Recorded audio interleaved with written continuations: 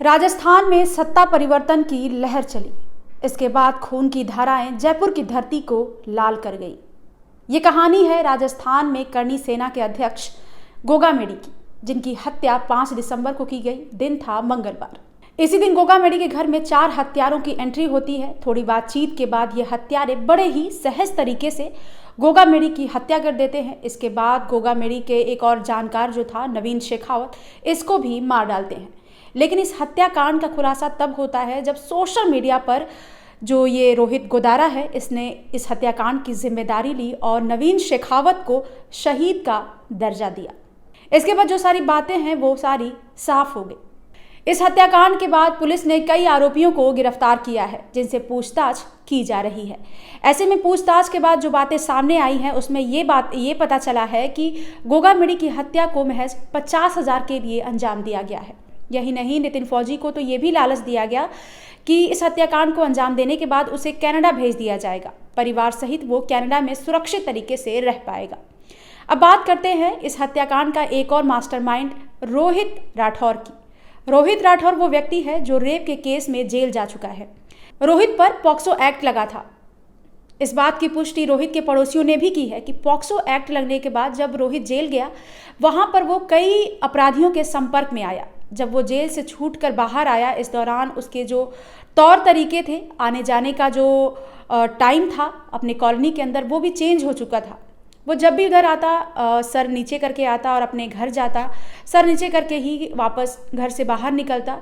यही नहीं, इस दौरान लग्जरी गाड़ियों से वो घर आता था और उसके साथ कई और युवक आते थे जो अपराधी प्रवृत्ति के ही होंगे, क्योंकि जो रोहित राठौर है उसका जो कनेक्शन था वो सीधे तौर पर लॉरेंस बिश्नोई गैंग से जुड़ चुका था। आपको बता दें कि रोहित पर जो रेप का आरोप लगाया गया था वो किसी और ने नहीं बल्कि उसकी खुद गर्लफ्रेंड ने ही लगाया था और इन आरोपों की पैरवी खुद गोगा मेडी ने की थी, जिसके बाद उसने एड़ी चोटी का जोर लगाया और रोहित को जेल भिजवाया।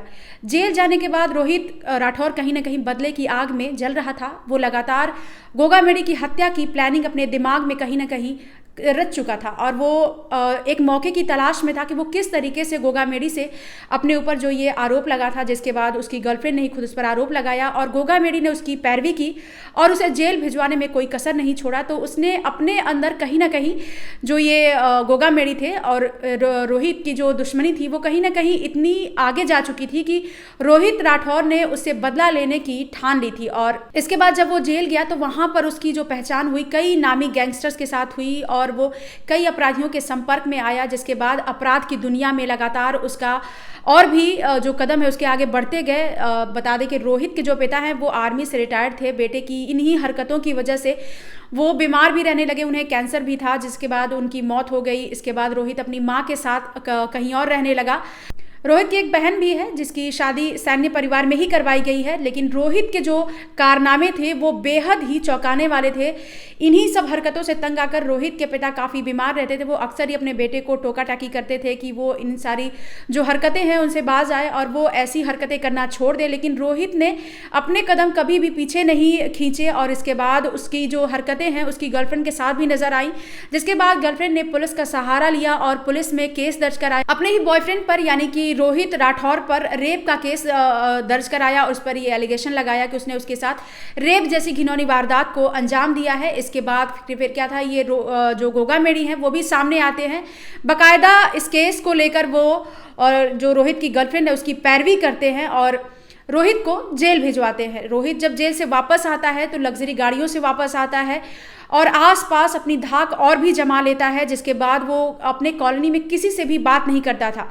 मूल रूप से रोहित भी राजस्थान का ही रहने वाला है, गोगा मेडी भी वहीं के रहने वाले हैं, जिसके बाद इनकी जो दुश्मनी थी वो काफ़ी बढ़ गई और इसके बाद 5 दिसंबर को रोहित ने अपने साथियों के साथ मिलकर गोगा मेडी की हत्या कर अपना बदला भी पूरा कर लिया और जो गोगा मेडी की जो दुश्मनी थी लॉरेंस गैंग से, उसकी भी कसर पूरी हो गई।